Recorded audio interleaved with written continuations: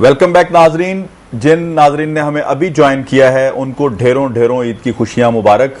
Nabiha, break के बाद हम वापस आ गए हैं। ब्रेक के बाद हम वापस आ गए। तो आप नए मेहमानों का तारुफ तो करवा दें। चाय शाय भी आ गई है। आपको पता है कि सुबह सुबह का टाइम होता है, फ्रेश होने के लिए चाय तो लाजमी चाहिए होती है। और आप लोगों ने भी घरों में जो है वो नाश्ते का इस टाइम इंतजाम हो रहा होगा। और ये वही टाइम है जब सुबह सुबह ईद पर जो है सब लोग फ्री होते हैं और फिर टीवी देखने की तरफ आते हैं। तो फिर ये लाइव ट्रांसमिशंस जो है आपके लिए सजाई जाती हैं।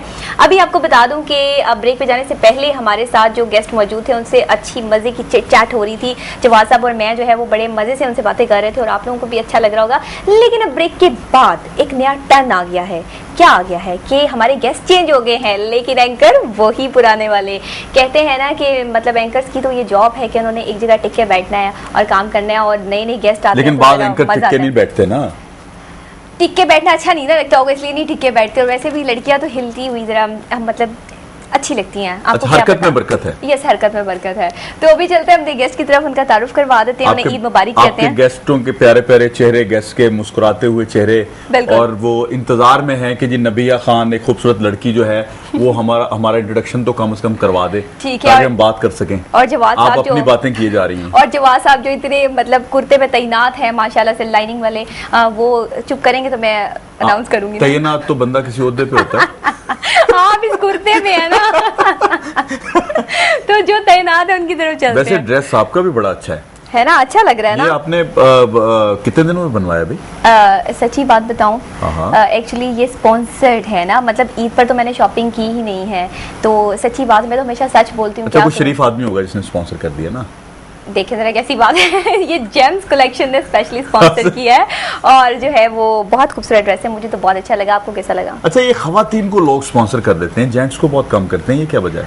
बस जेंट्स की मतलब ब्यूटी कोई नहीं है, मतलब टेंशन ही कोई नहीं है, ऐसे ही डिफरेंट से स्लो से लोग सिंपल। अच्छा, अभी हमने बहुत सी बातें करनी है भाई, मेहमानों से भी तो। हाँ बिल्कुल, मेहमानों का तारुफ जो है वो करवा देते हैं, उन्हें ईद मुबारक बोलते हैं। आज ईद का खास मौका है। हमारे साथ तशरीफ रखते हैं अमीर फैसल हाशमी, जो दुनिया की नंबर 1 सॉफ्ट ड्रिंक कंपनी के कंट्री ह्यूमन रिसोर्सेज हेड हैं। और माशाल्लाह जो है वो किसी तारुफ के मुताबिक नहीं है। लोगों को कारोबार देना और उनकी जो है हेल्प करना आपका बहुत एक अहम काम है। और उनके साथ तशरीफ रखते हैं वीडी, जो आरजे हैं, और माशाल्लाह जो है इन्होंने अपने करियर का स्टार्ट जो है वो रेडियो से लिया और फिर जो है आजकल दुनिया पे छाए हुए हैं और बड़े काम शाम हो रहे हैं। और लड़कियां इनकी बड़ी फैन है। बस इनसे पूछेंगे जरा कि जो है ये आरजे हैं और बड़ी मजे की बातें करते हैं। रात को जो है इनका शो चलता है, लेकिन रात को भी। अच्छा, यहाँ पे ये वजाहत कर दें कि इनकी बातों की फैन है या इनकी फैन है? अब भी तस्वीर तो आनी रही होती ना रेडियो पे, तो इनकी बातों की फैन होंगी ना, है ना विधि? सही कह रही हूँ ना? और बाद लोग बातें सुन के अपने तस्वर में बना लेते हैं। बिल्कुल ऐसी बात है। तो इनको ईद मुबारक बोलते हैं। आप लोगों को हमारी तरफ से, रॉयल टेलीविजन की तरफ से बहुत बहुत बहुत ईद मुबारक हो। थैंक यू वेरी मच जी। एंड हमारी तरफ से भी रॉयल टीवी को जो I think it's a great initiative के ईद के दिन पे आप टाइम निकाल के बैठे हुए हैं और शो कर रहे हैं। तो मेरे ख्याल में हम सब की तरफ से आप सबको बहुत ईद मुबारक हो। Thank you very much. बहुत बहुत ईद मुबारक हो जी। और ग्रेट ट्रांसमिशन, और सभी बल्कि जो देखने वाले इस वक्त व्यूअर्स हैं उनको भी बहुत बहुत ईद मुबारक। और ये दुआ है कि अल्लाह तबारक व तआला आपके घर में खुशियाँ, बरकतें और इनायतें जो है वो नाज़िल फरमाए। बिकॉज रमज़ान मुबारक के बाद ईद की खुशी जो है वो इसका मतलब कहीं पर भी होता है ना, मज़ेदार। और ऐसी एक खुशी है जिसको आप ढूंढे भी तो आपको नहीं मिलती। तो वो तमाम हमारे इस वक्त व्यूअर्स जो हमें देख रहे हैं उनकी तरफ से भी, उनको भी और हमारी तरफ से। और जो अल्लाह ताला ने रमजान का इनाम दिया है वो ईद उल फितर की सूरत में दिया है, और ये मोहब्बतों की मीठी ईद है और हम मोहब्बतों पे ही आज रहेंगे। आज हम तो ये ट्रैक जो है ये छोड़ना नहीं है नबिया। नहीं बिल्कुल नहीं, मोहब्बतों का ट्रैक नहीं हम बिल्कुल छोड़ेंगे। और फैसल हाशमी साहब जो है वो यहाँ पर हमारे पास हैं। आप ये बताएं, बड़ी सख्त किस्म की जॉब है, कंट्री हेड हैं आप माशाल्लाह कोको कोला के। तो ये बताएं कि खुद भी इन्वॉल्व रहते हैं काम में, सारा दिन गुजर जाता होगा, अपनी फैमिली को कैसे टाइम देते हैं? ईद पर क्या मसरूफियत? देखें, जैसे आप बता रहे थे कि ये आज हम बात ही मोहब्बतों की कर रहे हैं, तो मेरा जो शोबा है, एक्चुअली मैंने इस शोबे को सिलेक्ट किया।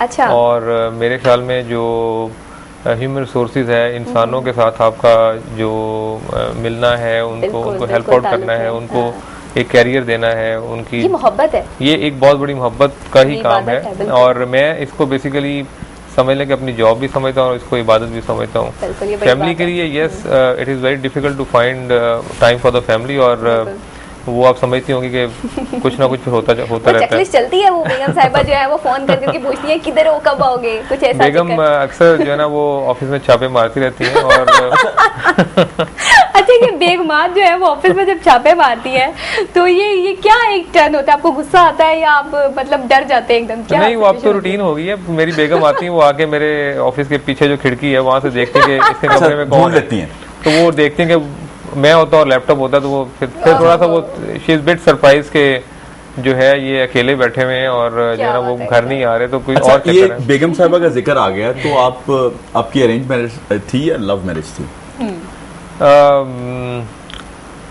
ये मुश्किल सा सवाल पूछ लिया आपने मेरे ख्याल में। लेकिन एक्चुअली ये जो थी ये it was first love and then arrange. तो पहले मोहब्बत और फिर शादी। जो मैं आपका थोड़ा पहले बैठा प्रोग्राम देख रहा था और उसमें जो मैं व्यूज देख रहा था उनके, जो आपके लॉयर आए हुए थे, मेरे ख्याल में अल्हम्दुलिल्लाह हमारी जो शादी है it's a very good mix of मोहब्बत एंड अरेंज माशाल्लाह जो है, और ये शादी कामयाब रहती है। और अल्हम्दुलिल्लाह it is I think perhaps if I'm not wrong it's 17th year of the marriage of the successful marriage। और जो मैं वो प्रोग्राम देखा आपका, इससे पहले जो सेगमेंट था उसको देख के मैं सोच रहा था कि मुझसे तो नहीं कहीं ये सवाल किया जाएगा।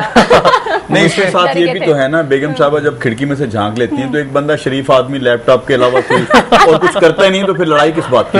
हाँ, और आप भी अपनी शराफत की गवाही दे रहे हैं क्योंकि भाभी भी शो देख रही होंगी। हाँ यकीनन जी, मैं तो आपको पता है मैं तो ज्यादा से ज्यादा यही करता हूँ ना कि कोई करंट अफेयर पे प्रोग्राम कर लिया, लोगों की मुश्किलात डिस्कस कर ली और गवर्नमेंट के जो मामला हैं उन पे डिस्कशन कर ली और साथ ही साथ लोगों में खुशियां बांट ली। तो आज मैंने आपको यहाँ जो है वो एक डिफरेंट किस्म के प्रोग्राम में बिठा लिया, कैसा लग रहा है आपको?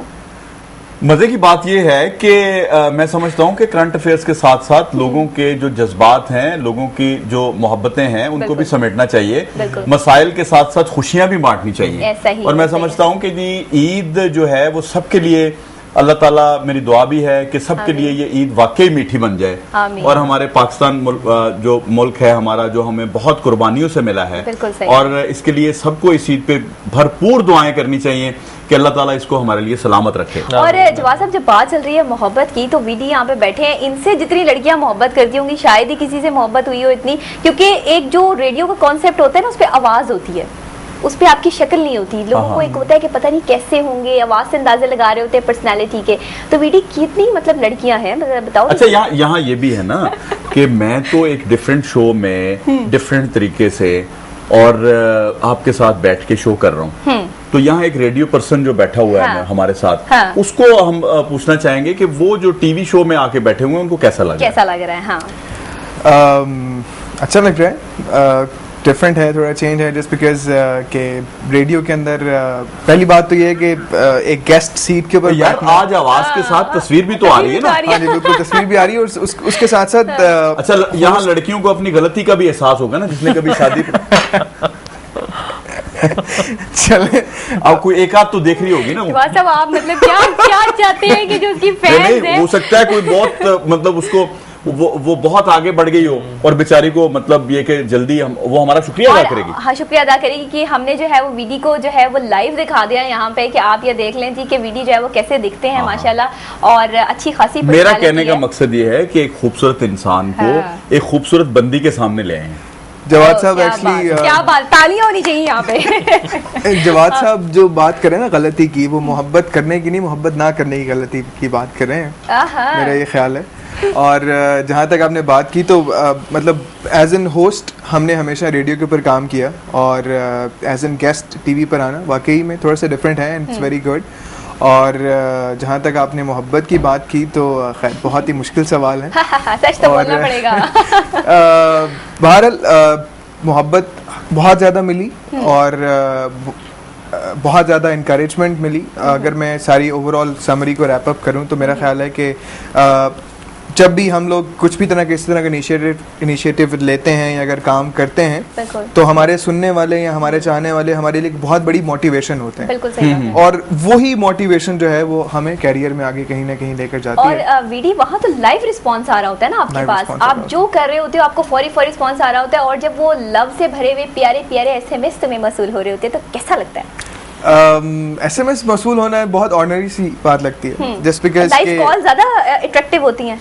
अच्छा, इसमें साथ ये भी बताते जाइएगा कि ये जो लाइव कॉलर्स होते हैं इसमें मुख्तलिफ तबकात से लोग आपको कॉल्स कर रहे होते हैं और उसमें हर एक की साइकी जो है उस वक्त आपकी समझ में आ रही होती है, ये किस तबके का बंदा है, ये किस तबके। अच्छा, अमूमन आपको किस किस्म के लोगों से वास्ता पड़ा और कभी कोई मजेदार कॉलर या कोई तकलीफ दे कॉलर याद हो? बहुत सारी सूरत हाल जो हैं वो बिल्कुल इस तरह से आती रहती हैं।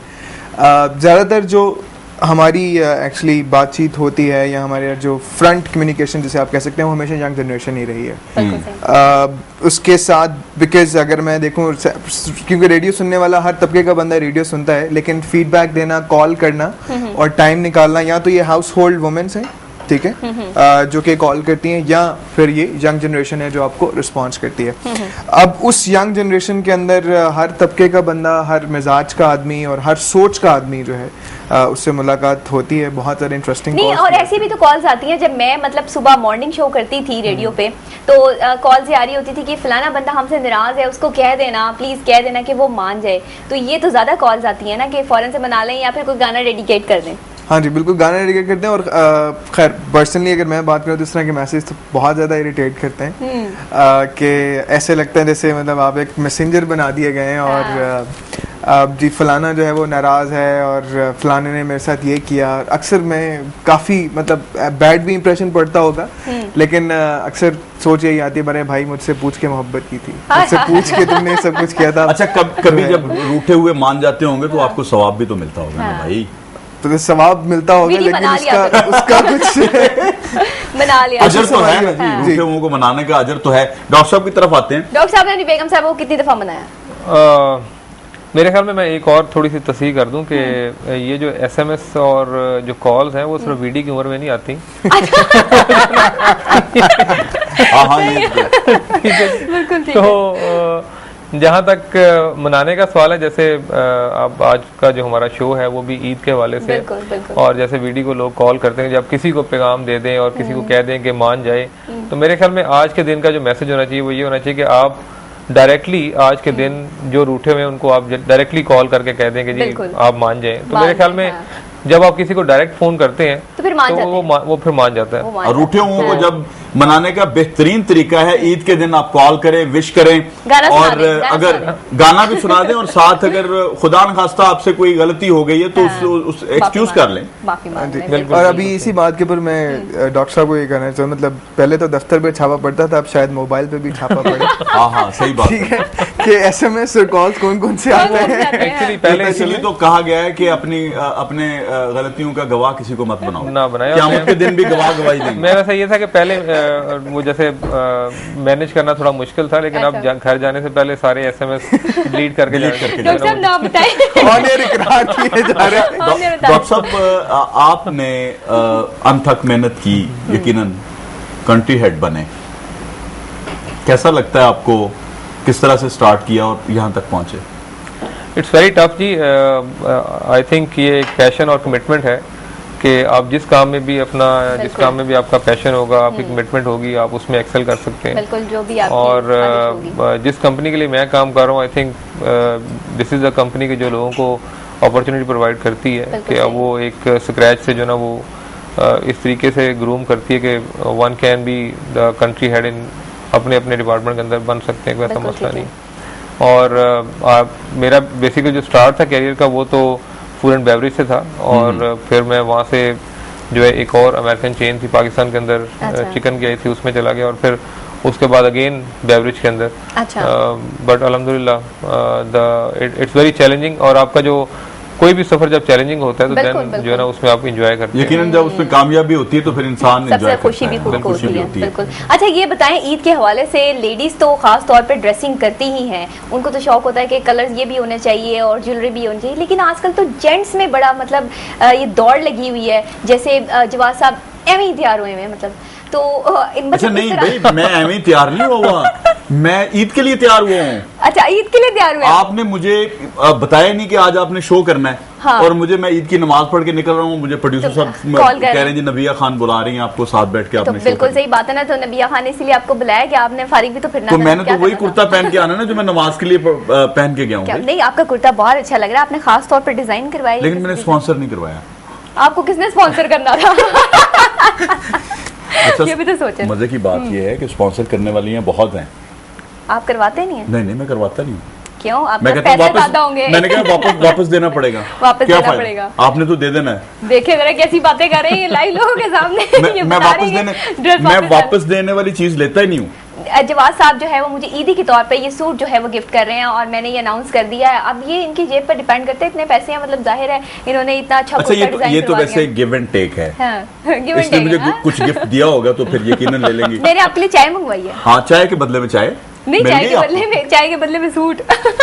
अच्छा, अब इनसे बीडी की तरफ चलते हैं, उनसे जरा पूछ लीजिए कि जी उनको वो वाली बात जो है, अभी किसी कोई कॉल आई है आपको, सेल पे कोई मैसेज आ गया हो अभी कि आपको मैंने देख लिया है? अभी तो नहीं है। घबरा गए, आपने टेंशन डाल दी है। चेक कर ले अभी, वैसे हो सकता है किसी ने पसंद कर लिया हो। ईद वाले दिन किसी ने देख लिया हो। वेल, ये आपने पाबंदी लगाई हुई है, अब ये बाहर शो खत्म होने के बाद ही चेक करेंगे कितना सारा जो है वो रिस्पांस आता है। बार नबिया की बात के ऊपर मैं जरूर अच्छा नहीं, यहाँ बताते जाइएगा कि कोई इंटरेस्टिंग कॉलर जो आज तक आपको भूला ही ना हो। बहुत सारे होंगे, बहुत मुश्किल हो जाएगा इस तरीके से जो है वो करना, लेकिन मैं इंटरेस्टिंग कॉलर ज़रूर कहूँगा बिकॉज मैंने स्टार्ट किया था इस्लामाबाद से। और इस्लामाबाद के अंदर जब मैंने स्टार्ट किया तब उम्र भी जो है वो बहुत कम थी, 21-22 साल की एज के अंदर ऑन एयर था। तो तब मुझे मॉर्निंग शो के अंदर इस्लामाबाद के अंदर एक लॉयर की कॉल जो है वो आई थी। वाज प्रीटी एजेड पर्सन और उनके जो रिमार्क्स थे। अच्छा, वो लॉयर जो थी फीमेल थी या मेल थे?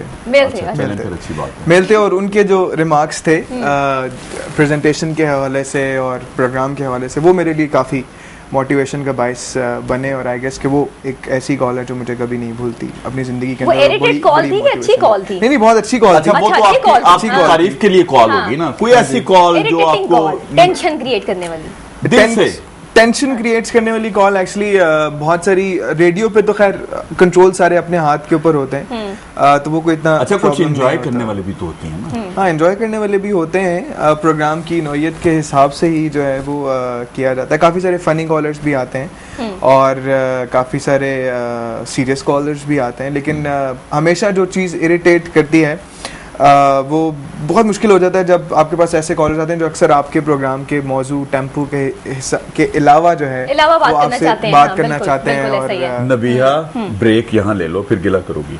अच्छा, क्यों? आपकी चाय जो है वो खत्म नहीं हुई अभी तक? नहीं, भाई मेरा प्रोड्यूसर मुझे कह रहा है ब्रेक ले लो। अब मैं जरा प्रोड्यूसर से बात करके आती हूँ, आप जरा जाएं ब्रेक पे, कहीं मत जाइएगा और हमारी ट्रांसमिशन में हमारे साथ रहिएगा। आपके साथ है आपकी मेजबान नबिया खान और जवाद शम्सी। अभी आते हैं, इंतजार कीजिएगा।